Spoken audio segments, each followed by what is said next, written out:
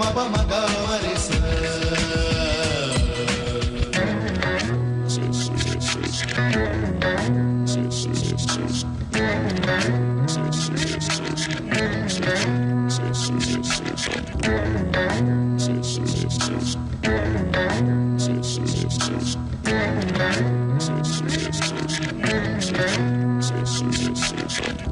Re ga ma pa ma ga ma re sa.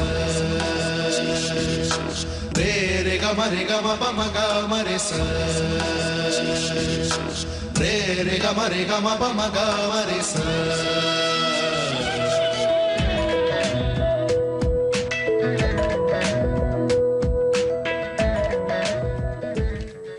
ലോകമലയാളം.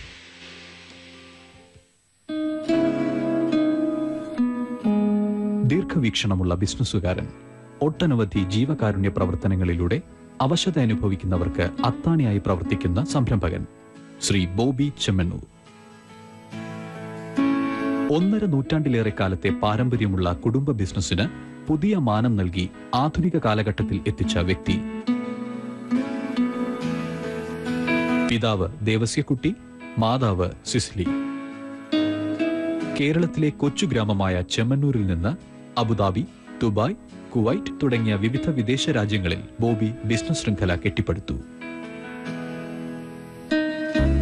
ഏതൊരു സംരംഭകനും പ്രചോദനമാകുന്ന യാത്രയാണ് ബോബി ചെമ്മണ്ണൂരിന്റേത്.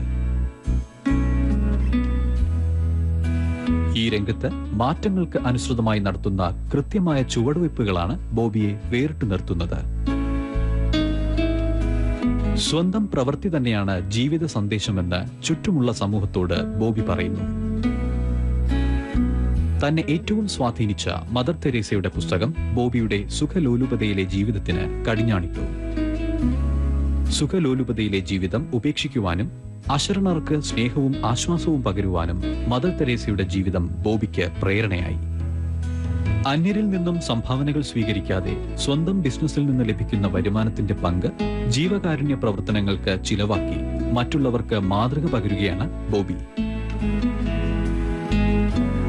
ഭക്ഷണവും മരുന്നും ലഭിക്കാതെ വഴിയരികിൽ കിടക്കുന്ന അനാഥരെ ആയുഷ്കാലം മുഴുവൻ സംരക്ഷിക്കുന്ന പുവർ ഹോമുകൾ, വിദ്യാഭ്യാസ സഹായം, വർഷം തോറും 20,000 കുടുംബങ്ങൾക്ക് അരി വിതരണം, ഭവന നിർമ്മാണ സഹായം, സമൂഹ വിവാഹം, രക്തദാനത്തിനായി സൗജന്യ ആംബുലൻസ് സംവിധാനം തുടങ്ങി നിരവധി സേവന പ്രവർത്തനങ്ങൾ.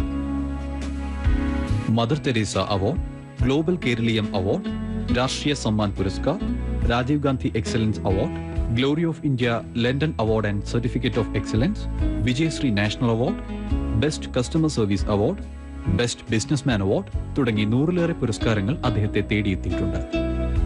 ഫുട്ബോൾ ഇതിഹാസമായ മാരഡോണയുടെ മനസ്സിൽ സ്ഥാനം ഉറപ്പിച്ച ബോബി ഇരുവരും തമ്മിലുള്ള വ്യക്തിബന്ധത്തിലൂടെ അന്തർദേശീയ തലത്തിൽ നിരവധി വ്യവസായ ശൃംഖലകൾക്ക് രൂപം കൊടുത്തു. വിപണന തന്ത്രത്തിന്റെ ഭാഗമായി ഹിന്ദി സിനിമാ ലോകത്തെ മുൻനിര താരങ്ങളെ മലയാളികൾക്ക് മുൻപിൽ ബോബി അവതരിപ്പിച്ചു.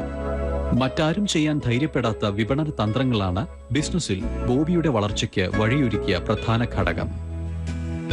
സ്നേഹം കൊണ്ട് ലോകം കീഴടക്കുക. സ്നേഹമാണ് ശാശ്വതമായി നിലനിൽക്കുന്നതെന്നും സേവനമാണ് തന്റെ ജീവിത വിജയമെന്നും ശുഭ്രവസ്ത്രധാരിയായ ബോബി വിശ്വസിക്കുന്നു.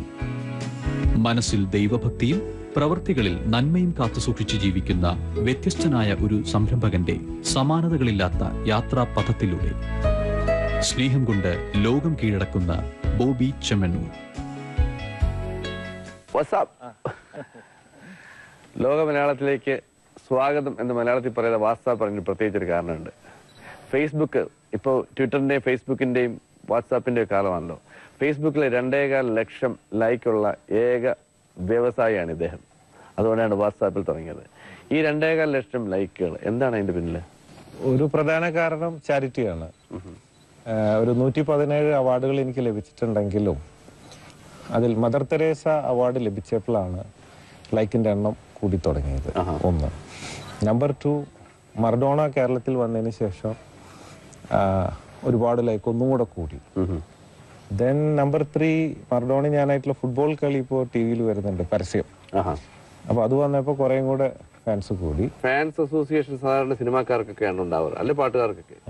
ഫാൻസ് അസോസിയേഷൻ ഉള്ള ഏക വ്യവസായിയാണ് ഇദ്ദേഹം. ഈ ഫാൻസ് അസോസിയേഷന് പിന്നിലുള്ള അതൊരു അവിചാരിതമായി സംഭവിച്ച ഒരു സംഭവമാണ്. കാരണം ഒന്നീ മദർ തെരേസ അവാർഡും മറഡോണ കേരളത്തിൽ വന്നതും ഒക്കെ ബന്ധപ്പെട്ട് പ്ലസ് ചാരിറ്റി ബന്ധപ്പെട്ടിട്ടാണ് ഈ കുറെ ഫാൻസ് പല ജില്ലകളിലും രൂപാന്തരപ്പെട്ടത്. ഒരു 2 ലക്ഷത്തിൽ ചില ഫാൻസ് ഉണ്ട്. അവര് ഫാൻസുമായി ചേർന്നുകൊണ്ട് ചാരിറ്റി പ്രവർത്തനങ്ങൾ നാടുതോറും നടത്തിക്കൊണ്ടിരിക്കും. അങ്ങനെ സ്പോർട്സും ചാരിറ്റി റിലേറ്റഡ് ആയിട്ടാണ്. പ്രത്യേകിച്ച് ഇപ്പോൾ ഞാൻ ഒരു ലോകത്തിലെ ഏറ്റവും വലിയൊരു ബ്ലഡ് ബാങ്ക് സൃഷ്ടിക്കാൻ വേണ്ടി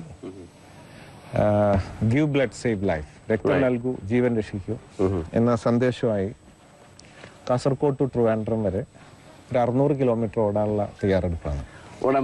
അതെ, അപ്പോൾ ഒരു 50 കിലോമീറ്റർ ആണ് ഒരു ദിവസം ഓടാൻ തയ്യാറെടുത്തുകൊണ്ടിരിക്കുന്നത്. ഒറ്റയ്ക്കാണോ ഓട്ടം? അല്ലല്ല, കൂടെ ഫാൻസ് ഉണ്ട്, ഫ്രണ്ട്സ് ഉണ്ട്, സ്റ്റാഫ് ഉണ്ട്, പല പല സംഘാടകരുണ്ട്. കുടുംബശ്രീ, നമ്മുടെ CITU യൂണിയൻ, ഓട്ടോ തൊഴിലാളി, റെഡ് ക്രോസ്, NCC, സ്പോർട്സ് പിള്ളേരൊക്കെ മുമ്പോട്ട് വന്നിരിക്കുകയാണ്. അവർക്ക് പറ്റുന്ന ദൂരം 1-2 കിലോമീറ്ററോ, പിന്നെ വയസ്സായവരും ആൺപെൺ ഭേദമന്യല്ലാതെ അവർ നടന്നിട്ടും ഇതിൻ്റെ ഒപ്പം ഇതിൽ പങ്കാളിയാവാനും ലക്ഷക്കണക്കിന് ആൾക്കാർ ഈ പേര് രജിസ്റ്റർ ചെയ്തുകൊണ്ട് രക്തം നൽകാൻ സന്മനസ്സുള്ളവർ ഇതിലേക്ക് വന്നുകൊണ്ടിരിക്കുകയാണ്. ഞങ്ങൾക്ക് ആംബുലൻസ് സർവീസ് ഉണ്ട്. അത് സൗജന്യമായിട്ട് നിങ്ങളെ കൂട്ടിയിട്ട് ഹോസ്പിറ്റലിൽ കൊണ്ടുപോയി വേണ്ട ആൾക്കാർക്ക് രക്തം കൊടുക്കുക എന്നുള്ള. ഓൾറെഡി ഞങ്ങൾക്ക് ഉണ്ട്, മോർ ദാൻ 1 lakh ആൾക്കാരുള്ള ബ്ലഡ് ബാങ്ക് ഉണ്ട്. Now we are planning to have crores and crores. അപ്പൊ ആദ്യത്തെ ഓട്ടം കേരളം വിജയിച്ചാൽ ദുബായ് ടു അബുദാബി. ആദ്യത്തിന് പാടാവൂലേ? അവിടെ ആകെ 200 കിലോമീറ്റർ ഉള്ളൂ. ഇത് 600 കിലോമീറ്റർ. എനിക്ക് പകൽ ഓടാനും ഇഷ്ടം, വെയിലത്ത്. വെയിൽ കിട്ടുമ്പോൾ ഞാൻ ചാർജ് ആയിക്കൊണ്ടിരിക്കുക. അങ്ങനെയാണ്. 1863 എങ്ങനെയാണ് ഞാൻ കേട്ടിട്ടുള്ളത് തുടങ്ങിയതാണ് വ്യവസായം, ഈ ജുവലറി വ്യവസായം. അപ്പോ ആരായിരുന്നു ഇതിന്റെ ഒരു? ഇത് എന്റെ great grand father, I am the 4th generation. ആള് തുടങ്ങി വെച്ച ചെറിയ രീതിയിൽ അന്നൊരു പെട്ടിപ്പീഡിയ എന്ന് പറയാം, ഇതിൽ തുടങ്ങി വെച്ചതാ. ബോബിയുടെ വരവോട് കൂടിയാണ് പെട്ടെന്നൊരു ജമ്പ് ഈ വ്യവസായത്തിൽ ഉണ്ടായത്. അതെ, കുറച്ച് ബ്രാഞ്ച് ഔട്ട് ചെയ്ത് ഇപ്പോഴത്തെ ഒരു ട്രെൻഡിലേക്ക് കൊണ്ടുവരാനായിട്ട് അങ്ങനെ ഒരു ഭാഗ്യം ലഭിച്ച് ദൈവം നമ്മൾ അനുഗ്രഹിച്ചത് ഈ ഒരു സമയത്താണ്. ഏതൊക്കെ രാജ്യങ്ങളുണ്ട് ഇപ്പൊ? ഇന്ത്യയിലും ഗൾഫിലാണുള്ളത്. ഇനിയിപ്പോൾ അടുത്തത് ഇപ്പൊ ഈ അടുത്ത മാസങ്ങളിലുണ്ട് US, London, Malaysia, Singapore, Indonesia, Sri Lanka. 3 സ്ഥലങ്ങളാണ് ഈ വർഷം പരിപാടിയിട്ടുള്ളത്. ഈ രംഗത്ത് ബോബിയുടെ വരവോട് കൂടിയാണ് ചാരിറ്റി പ്രവർത്തനത്തിലേക്ക് ആദ്യം കടന്നു വന്ന്. അതിനുള്ള ഒരു കാരണം എന്തായിരുന്നു? എന്താന്ന് വെച്ച് കഴിഞ്ഞാൽ എൻ്റെ ഒരു ടേണിംഗ് പോയിന്റ് ഇതിലേക്ക് വരാനായിട്ട് എൻ്റെ ലൈഫിൽ ഞാൻ എല്ലാ സുഖ സൗകര്യങ്ങളും ലഭിച്ചൊരു വ്യക്തിയാണ്. മനുഷ്യരൊക്കെ അത്യാഗ്രഹികളാണല്ലോ, ഞാനടക്കം. 6ാം ക്ലാസ്സിൽ പഠിക്കുമ്പോൾ എൻ്റെ ലൈഫിലെ ഏറ്റവും വലിയ ആഗ്രഹം ഒരു സൈക്കിള് കിട്ടുക എന്നുള്ളതായിരുന്നു. അപ്പോൾ ഞാൻ പേരൻസിൻ്റെ അടുത്ത് പറഞ്ഞു, ഒരു സൈക്കിള് കിട്ടിയാൽ നല്ല കുട്ടിയായിട്ട് ഞാൻ പഠിച്ചു കോളേജിലൊക്കെ പോയി ആയിക്കോളാം, ഇനി എനിക്ക് വേറെ ഒന്നും തന്നെ വേണ്ട ലൈഫിൽ. പക്ഷെ ഞാൻ വാക്ക് മാറി. 10ാം ക്ലാസ് എത്തിയപ്പോൾ എനിക്ക് ബൈക്ക് വേണമെന്ന് പറഞ്ഞു. എന്നാലേ കോളേജിൽ പോകുള്ളൂ എന്ന് ഒരു സമരം അങ്ങ് പ്രഖ്യാപിച്ചു. അതിന്റെ ഫലമായി ഗതികേടുകൊണ്ട് എനിക്കൊരു ബൈക്ക് വാങ്ങിച്ചു തന്നു. 10ാം ക്ലാസ് പാസ്സായി പിന്നെ കോളേജിലൊക്കെ പോകാൻ തുടങ്ങിയപ്പോഴേക്കും പറഞ്ഞു, സ്വന്തമായിട്ടൊരു കാറ് വേണം, എന്നാലേ കോളേജ് കണ്ടിന്യൂ ചെയ്യുള്ളൂ, അങ്ങനെയായി. അപ്പൊ ഈ പറഞ്ഞൊക്കെ മാറി മാറി പറഞ്ഞുകൊണ്ടിരുന്നു. അങ്ങനെ കാറൊക്കെ അടിച്ചു പൊളിച്ച് കോളേജ്. രാഷ്ട്രീയത്തിൽ നോക്കായിരുന്നു ഒരു പക്ഷേ? ഇല്ല, എനിക്ക് ഈ മന്ത്രിയാവാൻ ഇഷ്ടമില്ല. വാക്ക് മാറുന്ന. അതെ അതെ, അതിലേക്ക് വരുന്നുണ്ട്. അതുകൊണ്ട് തന്നെയാണ് മന്ത്രിയാവാനോ നടനാവാനോ ഇഷ്ടമില്ല, ആ സബ്ജക്റ്റിലേക്ക് വരുന്നുള്ളൂ. എന്താണ് എന്റെ ലൈഫ് എന്നുള്ളത്. അപ്പൊ കാർ വാങ്ങി അടിച്ചു പൊളിച്ച് കോളേജ് ജീവിതം തുടങ്ങി. കോളേജിൽ എവിടെ പോയത്? Chinmaya mission college, Thrissur. എന്തായിരുന്നു സബ്ജക്ട്? കൊമേഴ്സ് ആയിരുന്നു. അപ്പൊ അന്നേ വ്യവസായത്തിലേക്ക് ഇറങ്ങണം താല്പര്യം ഉണ്ടായിരുന്നു? പാരമ്പര്യമായിട്ട് അങ്ങനെയാണ്. പഠിപ്പ് കഴിഞ്ഞാൽ നേരെ അതാ നമുക്ക് ഗതിയുള്ളൂ, വയറ്റുപഴപ്പല്ലേ, വേറെ മാർഗ്ഗമല്ലേ, അതിലേക്ക് പോവാന്നുള്ളതാണ്. അങ്ങനെയാണ് പാരമ്പര്യം. അപ്പോ കോളേജിൽ അങ്ങനെ വെലസി നടക്കുമ്പോ എനിക്ക് ലൈഫിൽ ഒരു നിരാശ, കാരണങ്ങളില്ലാത്ത നിരാശ. സാധാരണ നിരാശയ്ക്ക് എന്തെങ്കിലും കാരണങ്ങളുണ്ടാവും. കാറില്ലെങ്കിൽ നിരാശ, ബൈക്കില്ലെങ്കിൽ നിരാശ. ഇതെല്ലാം ലഭിച്ചിട്ടും ഒരു നിരാശനായിക്കൊണ്ടിരുന്നു ഞാൻ. എനിക്ക് തന്നെ അതിന്റെ കാരണം അറിയില്ല. അപ്പോ ഫ്രണ്ട്സൊക്കെ പറഞ്ഞു, ഇത് കുറച്ച് ആത്മാവിന് പുക കൊടുത്താൽ, സ്മോക്ക് ചെയ്താൽ പ്രശ്നം തീരുമെന്ന് പറഞ്ഞു. സ്വാമിയാകാൻ. അതെ അതെ. അപ്പോ കുറച്ച് അത് നോക്കി. ആദ്യമൊക്കെ ഇത്തിരി സുഖം ഉണ്ടായിരുന്നു. ടുബാക്കോ ആണോ കഞ്ചാവായിരുന്നു? ടുബാക്കോ ആയിരുന്നു. അന്ന് അതൊന്നും കിട്ടാനില്ലായിരുന്നു, ഇതേ കിട്ടിയുള്ളൂ കോളേജിൽ. അപ്പൊ ആ ലെവലിൽ പോയി കുറച്ച് മുമ്പോട്ട് പോയി കുറച്ച് മാസങ്ങള്. പക്ഷെ അതൊരു മടുപ്പായി കുറച്ച് കഴിഞ്ഞിട്ട്. അതുകൊണ്ടും എൻ്റെ ഒരു ജീവിതം ലൈഫ് കംപ്ലീറ്റ് അല്ലാത്ത പോലെ ആവുന്നില്ല. ഹാപ്പിനെസ് ഓരോന്ന് ചെയ്യുമ്പോ ഉണ്ടെങ്കിൽ അവർക്ക് മടുത്തു പോകുന്ന ഒരു അവസ്ഥ, പെട്ടെന്ന് മടുക്കുകയാണ്. അപ്പോ ഫ്രണ്ട്സ് പറഞ്ഞു 2 അടിച്ചാൽ ശരിയാവും, ആൽക്കഹോൾ. അപ്പൊ ഇത്രയും ബീറും സ്മോളൊക്കെ അടിച്ചു നോക്കി, തെറ്റില്ല, ഒരു ആക്ഷൻ ഒക്കെ ഉണ്ടായി. കുറച്ച് കഴിഞ്ഞപ്പോ വീണ്ടും അതും മടുത്തു. അടിച്ചാൽ ഏൽക്കുന്നില്ല, സന്തോഷവും വരുന്നില്ല. ഏൽക്കുന്നുണ്ട്, പക്ഷെ അതിലാവുന്നില്ല, തൃപ്തിപ്പെടാൻ പറ്റുന്നില്ല. I have to do something else എന്നുള്ള എന്തോ ചെയ്യാനുള്ള പോലെ, പക്ഷെ എന്താണെന്നൊന്നും അറിയില്ല. അപ്പൊ അവര് പറഞ്ഞു ദ അൾട്ടിമേറ്റ് സൊല്യൂഷൻ, ഒരു കാര്യം കൂടെ ബോബി മറന്നിരിക്കുന്നു, ഗേൾ ഫ്രണ്ട്സ്. അപ്പൊ അതും കുറച്ച് നോക്കി, തെറ്റില്ല. കുറെ പേരൊക്കെ വിളിക്കാറുണ്ട്, എന്നാലും അധികമൊന്നും അറ്റൻഡ് ചെയ്യാറില്ല. ലൈൻ മാറി തുടങ്ങി, ട്രാക്ക് മാറി തുടങ്ങി. അപ്പൊ ഗേൾ ഫ്രണ്ട്സ് ആയി. തെറ്റില്ലാത്തൊരു പരിപാടിയാണ്, നല്ല സുഖമുള്ള പരിപാടിയാണ്. എങ്കിലും കുറച്ച് കഴിഞ്ഞപ്പോ അതിലൊന്നും തൃപ്തിപ്പെടാൻ പറ്റുന്നില്ല, ഒന്നും പോരാ, അതിലൊന്നും നിൽക്കുന്നില്ല. എന്തോ ഒരു നിരാശ വേട്ടയാടിക്കൊണ്ടിരിക്കുന്നു. അപ്പൊ പഠിപ്പൊക്കെ കഴിഞ്ഞു ബിസിനസ്സിൽ പ്രവേശിച്ചു, ബിസിനസ്സൊക്കെ നന്നായി ചെയ്തു മുമ്പോട്ട് പോകുന്നു. അപ്പോഴും ഈ നിരാശ എന്നെ വേട്ടയാടിക്കൊണ്ടിരിക്കുന്നു. അപ്പൊ അമ്മ പറഞ്ഞു, മോനെ കല്യാണം കഴിച്ചാൽ ശരിയാവും എന്ന് പറഞ്ഞു. അതെ, എനിക്ക് സത്യത്തിൽ കല്യാണം കഴിക്കേണ്ട ഒരൊറ്റ തടിയായിട്ട് ഇങ്ങനെ ചെത്തി നടക്കുക, പറന്ന് നടക്കുക എന്നുള്ളതായിരുന്നു എന്റെ ഉദ്ദേശം. എനിവേ മൂത്ത മകനാണ്, അമ്മ പറഞ്ഞ നിലയ്ക്ക് ഒരു കല്യാണം അങ്ങ് കഴിച്ചു. അതെ, തെറ്റില്ല, നല്ലൊരു കമ്പനിയായി, കാര്യങ്ങളൊക്കെ കുറച്ചും കൂടെ എളുപ്പമായി, അങ്ങനെ പോകുന്നു. But still life is not complete. അപ്പൊ അമ്മ പറഞ്ഞു, മോനെ ഒരു കുട്ടി ഉണ്ടായാൽ ശരിയാവും, ഇതൊക്കെ ഈ പ്രായത്തിലുള്ളതാണ്, അതൊക്കെ കഴിഞ്ഞ ഇതൊക്കെ അങ്ങ് ശരിയായിക്കോളും. ഓക്കെ, അങ്ങനെ ഞാനൊരു പ്രൊഡ്യൂസറായി. ഒരു മകളുണ്ട്. മോൾക്ക് 20 വയസ്സായി. ഞാൻ 23 കല്യാണം കഴിച്ചു. ഇമ്മീഡിയറ്റ് പ്രൊഡക്ഷൻ നടത്തി, സമയം ഒട്ടും കളഞ്ഞില്ല. നല്ലൊരു സ്പോർട്സ്മാൻ ആയിരുന്നു, വളരെ ഫാസ്റ്റ് ആയിരുന്നു. അതെ അതെ, എല്ലാ കാര്യത്തിലും വളരെ ഫാസ്റ്റ് ആയിരുന്നു. അങ്ങനെ കുട്ടിയായി ആ ഫാമിലി ജീവിതം, മോള് എന്നുള്ള നിലയ്ക്കൊക്കെ അതിൻ്റെതായ സുഖമുണ്ട്. എങ്കിലും നിരാശ വിട്ടുമാറുന്നില്ല എന്നത്. പിന്നെ ഒരു കുട്ടിയില് നിർത്തി. അപ്പൊ അമ്മ പറഞ്ഞു, മോനെ വൈഫ് ബാസ്കറ്റ്ബോൾ പ്ലെയറും ഞാൻ വോളിബോൾ പ്ലെയറാ. അപ്പൊ രണ്ടുപേരുടെയും കൂടെ ആശയം നോക്കുമ്പോ ഒരു 9 പിള്ളേരാണ് വൈഫിന്റെ താല്പര്യം. ഒരു ടീം ഉണ്ടാക്കാം വീട്ടില് കളിക്കാനൊക്കെ ആയിട്ട്. ഞാൻ പറഞ്ഞു, ഇന്ത്യയിൽ ജനസംഖ്യക്ക് യാതൊരു കുറവില്ല, അതുകൊണ്ട് ഒന്നും മതി എനിക്ക്. അങ്ങനെയൊക്കെ ആയി മുമ്പോട്ട് പോകുമ്പോ ഞാൻ ഈ മദർ തെരേസയുടെ പുസ്തകം വായിക്കാനിടയായി. ഞാനാണെങ്കിൽ പൊതുവെ മടിയനാണ്, വായന എന്ന് പറയുന്നില്ല. ക്ലാസ്സിൽ തന്നെ പുസ്തകമൊന്നും മുഴുവൻ വായിച്ചിട്ടില്ല. ഈ ടീച്ചേഴ്സ് പറയുന്ന കേൾക്കും, പരീക്ഷ എഴുതും, ജസ്റ്റ് പാസ്സാവും, ഇത്രയേ ഉള്ളൂ. ആഴ്ചയിലാണെങ്കിൽ പകുതി ദിവസവും കട്ടാണ് ക്ലാസ്.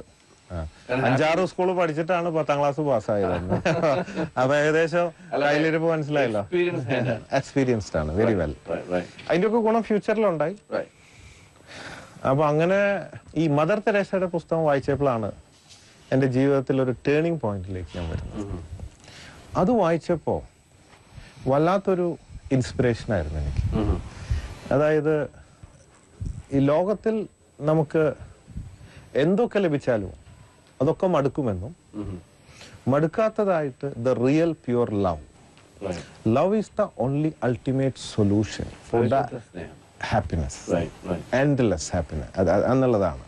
അപ്പോ പിന്നെ whatever it is, both love ആണ്. പക്ഷെ അത് കിട്ടണമെങ്കിൽ charity and service, through charity and സർവീസിലൂടെയാണ് അനന്തമായ നശിക്കാത്ത സ്നേഹം ലഭ്യമാവുക എന്നൊക്കെയുള്ള ഒരു ഇത് കിട്ടിയപ്പോ എനിക്കും എന്തോ തോന്നി. എന്തായാലും അടുത്ത് ഇനിയിപ്പോ പരീക്ഷിക്കാൻ ഇതേ ഉള്ളൂ, ലവ്. അപ്പോഴാണ് ആദ്യ സംരംഭം എന്തായിരുന്നു? പരീക്ഷണത്തിന് ആദ്യം ഞാൻ എന്ത് ചെയ്തു, ഒരു പൂർ ഹോം അങ്ങ് തുടങ്ങി. ആ ഹോം തുടങ്ങിയിട്ട് ആദ്യത്തെ കോഴിക്കോട്.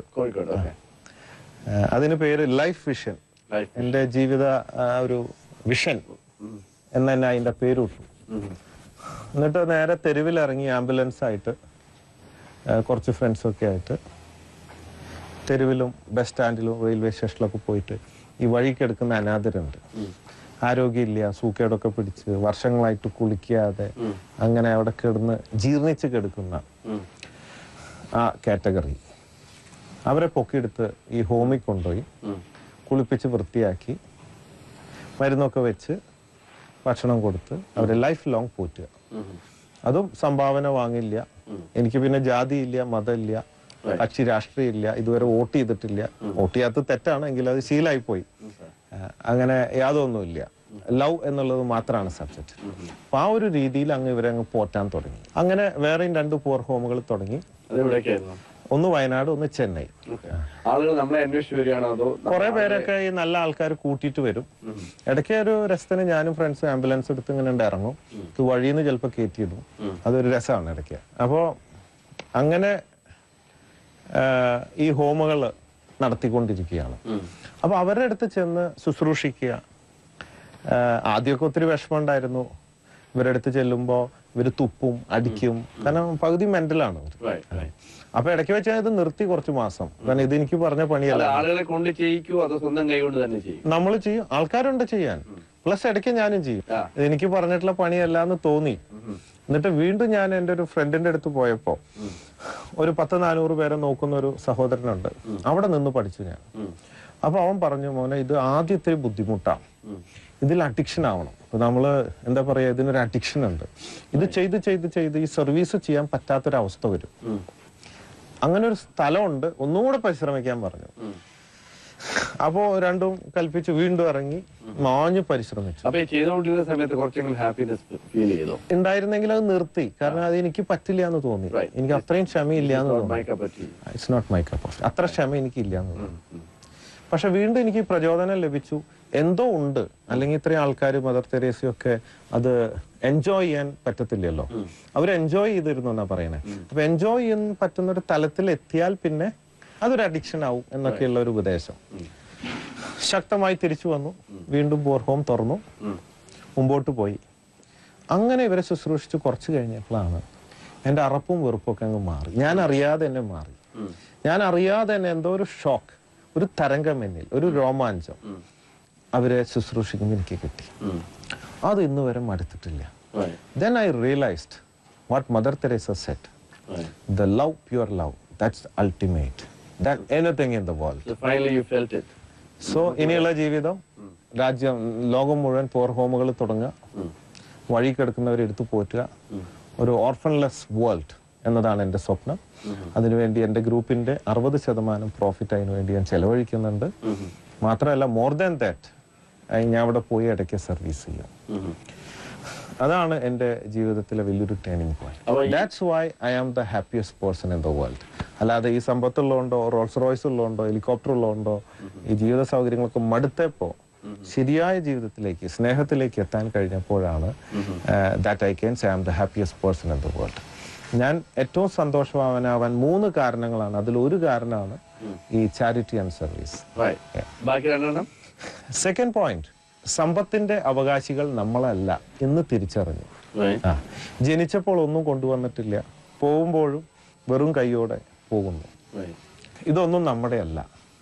നമ്മളൊക്കെ ഇതിന്റെ ഒരു കസ്റ്റോഡിയൻ മാത്രമാണ്, ഒരു കാഷ്യർ ആണ്, കുറച്ചു കാലത്തേക്ക് നമ്മൾ ഇതിനെ നോക്കി നടത്തുന്നു, സൂക്ഷിപ്പുകാരാണ്.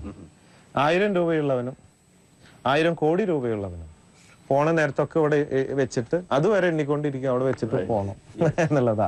3 നേരം നമുക്ക് കഴിക്കാൻ നോക്കൂ, 4 നേരം കഴിച്ചാൽ കേടാവും വയറ്, ആരോഗ്യം നശിക്കും. പൈസ ഉണ്ടാക്കാനുള്ള ഒരു അഡിക്ഷൻ, പൈസ ഉണ്ടാക്കുന്ന തിരക്കിൽ ജീവിതം മറന്നു പോകും. പൈസ വേണം, പക്ഷെ ജീവിതം മറക്കുന്നു, സ്നേഹമില്ല, മനുഷ്യൻ എന്തും ചെയ്യുന്നു, വെരി ഫാസ്റ്റ് ലൈഫ്, ഒരു ബന്ധങ്ങളില്ല, അത് കഴിഞ്ഞിട്ട് നേരമില്ല ആൾക്കാർക്ക്. അവിടെയാണ് എൻ്റെ ആ ഒരു അറിവ് കിട്ടിയപ്പോൾ എൻ്റെ അഹങ്കാരം മാറി. ഇതൊന്നും എൻ്റെ അല്ല എന്ന് മനസ്സിലായി. ദൈവം തന്നു, ഉപയോഗിക്കുന്നു, ദാറ്റ്സ് ഓൾ. അതാണ് രണ്ടാമത്തെ ഒരു കാരണം. നമ്പർ 3, ഈ സമ്പത്ത് ഉണ്ടായി കഴിഞ്ഞാൽ മനുഷ്യന് പിന്നത്തെ ടെൻഷൻ എന്താ? മരണഭയം അല്ലേ? അവിടെയാണ് എൻ്റെ റിസർച്ച് ലൈഫിനെ കുറിച്ചിട്ട്. ഞാനൊരു മരിച്ച വീട്ടിൽ പോകാനിടയായി. അവിടെ ഒരു സ്ത്രീ തല തല്ലി കരഞ്ഞുകൊണ്ടിരിക്കുക. അവരുടെ ഭർത്താവ് മരിച്ചു കിടക്കുന്നു. ഒരു 60-70 വയസ്സ് പ്രായമുണ്ട്. ഈ സ്ത്രീ കരച്ചിൽ നിർത്താതെ ആയപ്പോൾ എനിക്കെന്തോ വല്ലാത്ത പോലെ തോന്നി. തലയടിച്ച് കരഞ്ഞുകൊണ്ടിരിക്കുക. ഞാൻ സഹോദരിയെ ഒന്ന് സൈഡിലോട്ട് വിളിച്ചുകൊണ്ട് ഒരു അരമണിക്കൂർ കൗൺസിൽ ചെയ്തു. അവർ കരച്ചിൽ നിർത്തി. ഞാൻ ചോദിച്ചു, നിങ്ങൾ എന്തിനാണ് കരയുന്നത്? അവർ പറഞ്ഞു, അയ്യോ എൻ്റെ ഭർത്താവ് ഇല്ലാതെ എനിക്ക് ഒരു ദിവസം പോലും ജീവിക്കാൻ പറ്റില്ല, ഞങ്ങൾ അത്ര സ്നേഹത്തിലാണ്, അങ്ങനെയാണ് ഇങ്ങനെയാണ്. Okay, fine. ഞാൻ പറഞ്ഞു, നിങ്ങളുടെ ഭർത്താവിനെ ഞാൻ തിരിച്ചു കൊണ്ടുവരാം. അതിനു മുമ്പ് ചില കാര്യങ്ങൾ എനിക്ക് ചോദിച്ചറിയണം. ഓക്കെ. ഞാൻ പറഞ്ഞു, നിങ്ങളുടെ ഭർത്താവ് ഏറ്റവും സന്തോഷവാനായി അങ്ങ് മുകളിൽ ജീവിക്കുന്നു. അദ്ദേഹം 2 കാര്യത്തിനു വേണ്ടിയാണ് കരയണത്. ഒന്ന്, ദൈവമേ, മരണശേഷം ഇത്രയും സുഖമാണെന്നറിഞ്ഞിരുന്നെങ്കിൽ എന്നെ നേരത്തെ അങ്ങോട്ട് കെട്ടിയെടുക്കായിരുന്നില്ല എന്നാണ് ഒന്നാമത്തെ കരച്ചില്. ഇത്രയും കാലം നരകത്തിൽ കിടന്നല്ലോ എന്നാണ്. 2, എന്റെ ഭാര്യനെ ഈ സ്വർഗത്തിലേക്ക് കെട്ടിയെടുക്കണേ എന്നാണ്. ഭാര്യ കരയുന്നത് എന്തിനാ? എന്റെ ഭർത്താവിനെ തിരിച്ച് ഈ നരകത്തിലോട്ട് കൊണ്ടുവരാൻ വേണ്ടിയിട്ടാണ് കരയുന്നത്. അപ്പൊ ഈ സഹോദരി പറഞ്ഞു, അങ്ങനെ എന്റെ ഭർത്താവ് ഹാപ്പി ആണെങ്കിൽ I am okay, no problem. പുള്ളി അങ്ങോട്ട് തിരിച്ചു കൊണ്ടുവരണ്ട, എനിക്ക് അങ്ങോട്ട് പോയാൽ മതി എന്നായി. അങ്ങനെ സഹോദരി കാത്തിരിക്കൂ, സമയമാവുമ്പോൾ ദൈവം വിളിക്കും. വിസ കിട്ടാൻ ബുദ്ധിമുട്ടാണ്, സമയമാവട്ടെ. ഞാൻ പറഞ്ഞു, അവരുടെ ചോദ്യം, എന്റെ ഭർത്താവ് സന്തോഷവാനാണെന്ന് മിസ്റ്റർ ബോബിക്ക് എങ്ങനെ അറിയാം? നിങ്ങൾ പറയുന്നത് സത്യമാണോ? ഞാൻ പറഞ്ഞു, അതെ, അതാണ് അവിടുത്തെ ടേണിംഗ് പോയിന്റ് എന്റെ റിസർച്ച് ലൈഫിനെ കുറിച്ച്. ഞാൻ പറഞ്ഞു, ദൈവം എന്നെ സൃഷ്ടിച്ചപ്പോൾ തന്നെ കണ്ണു തന്നു, ചിന്താശക്തി തന്നു. ഈ കണ്ണുകൊണ്ട് നോക്കിയാൽ കാണാം ആകാശം, ഭൂമി, നക്ഷത്രങ്ങൾ, സൃഷ്ടി, പ്രകൃതി. ആ ശക്തി ഉണ്ടല്ലോ, ആ സൃഷ്ടി, അതിനെ ദൈവം എന്ന് വിളിക്കാം. ABCD എന്നോ GOD എന്നോ എന്ത് വിളിച്ചാലും ശക്തിയാണ്. അവിടെ ജാതി മതം ഒന്നുമില്ല. നമുക്ക് തന്നെ കാണാം. ഒരു അന്ധവിശ്വാസത്തിന് കാര്യമില്ല. എന്നതുകൊണ്ട് ഒരു ശക്തി ഉള്ളത് കൊണ്ട്, ദൈവം ഉള്ളത് കൊണ്ട്, ദൈവം ലക്ഷ്യമില്ലാതെ ഒന്നും തന്നെ സൃഷ്ടിക്കുന്നില്ല, അല്ലെ? ദൈവം എന്തിനൊരു ലക്ഷ്യം കാണാം. നമ്മൾ കുറെ പഠിച്ചു നോക്കിയാൽ നമുക്ക് മനസ്സിലാവും, ലക്ഷ്യമില്ലാതെ ഒന്നും സംഭവിക്കുന്നില്ല. Action and reaction. കൈയടിച്ചാൽ ശബ്ദം ഉണ്ടാവും, ഒരു കയറ്റം ഉണ്ടെങ്കിൽ ഒരു ഇറക്കം ഉണ്ടാവും, സുഖമുണ്ടെങ്കിൽ ദുഃഖമുണ്ടാവും, തീ ഉണ്ടെങ്കിൽ പുകയുണ്ടാവും. എന്താ പറയാ, ജനിച്ചാൽ മരിക്കും, മരിച്ചാൽ അതിനുശേഷം എന്തെങ്കിലും ഉണ്ടായേ മതിയാകും. കാരണം അല്ലെങ്കിൽ ലക്ഷ്യമില്ലാതെ പോയില്ലേ എന്നുള്ളത്. എന്നുകൊണ്ട് ദൈവം നല്ലവനാകയാൽ, നമ്മളെ സൃഷ്ടിച്ചവനാകയാൽ, അതിന്റെ ഉത്തരവാദിത്വം പുള്ളിക്കുള്ളത് കൊണ്ട് തന്നെ ഒരിക്കലും ദോഷം വരുത്തില്ല മരണശേഷം. ഒരുപാട് പഠിക്കാനുണ്ട്, പഠിച്ചാൽ നമുക്ക് ബോധ്യപ്പെടും. അതുകൊണ്ട് തന്നെ ജ്ഞാനികൾ മരണത്തെ സന്തോഷപൂർവ്വം കാത്തിരിക്കുന്നു. അറിവ് കുറയുമ്പോഴാണ് മരണഭയം ഉണ്ടാവുന്നത്. എന്നതുകൊണ്ട് തന്നെ അങ്ങനെ കുറെ കൗൺസിൽ ചെയ്തപ്പോ ഈ സഹോദരി പറഞ്ഞു, എന്നാ എനിക്ക് അങ്ങോട്ട് പോയാൽ മതി, പുള്ളി ഇങ്ങോട്ട് വരണ്ടെന്നായി. That's all. അപ്പൊ ഈ മരണഭയം, ഇതൊക്കെ പറഞ്ഞാലും ഒരു പാമ്പിനെ കണ്ടാൽ ഞാൻ ഓടും, അത് വേറെ കാര്യം. എന്നാലും നമ്മുടെ ഈ അറിവ് അതിനെ ഓവർകം ചെയ്യും ഒരു പരിധി വരെ. അപ്പൊ സമ്പത്ത് ഒരു പ്രശ്നമല്ല, ഉള്ളത് കൊണ്ട് ജീവിക്കുക, ഒരു രോഗമാവാതിരിക്കുക. മരണഭയത്തിന്റെ ആവശ്യമില്ല. ദൈവം സൃഷ്ടിച്ചു, സമയത്ത് പോണം. സംഭവമാമി യുഗേ യുഗേ എല്ലാം സംഭവിച്ചു കൊണ്ടിരിക്കും. നമ്മൾ ജനിക്കുന്നേക്കാൾ മുമ്പ് തന്നെ കുട്ടി ആണാണോ പെണ്ണാണോ, മരണം എപ്പോൾ, ആരെ എവിടെ വെച്ച് എപ്പോൾ എന്തിനു വേണ്ടി കണ്ടുമുട്ടുന്നു എന്നൊക്കെ അവിടെ തീരുമാനിച്ചു വെച്ചിട്ടുണ്ട്.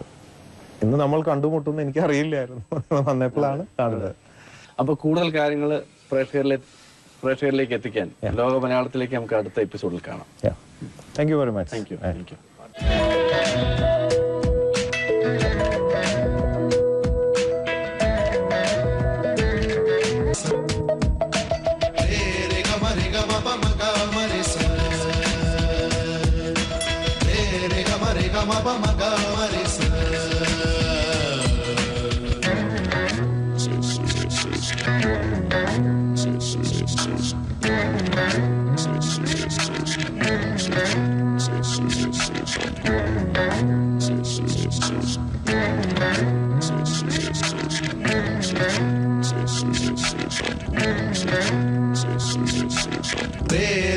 Re ga ma pa ma ga ma re sa. Re ga ma pa ma ga ma re sa. Re ga ma pa ma ga ma re sa.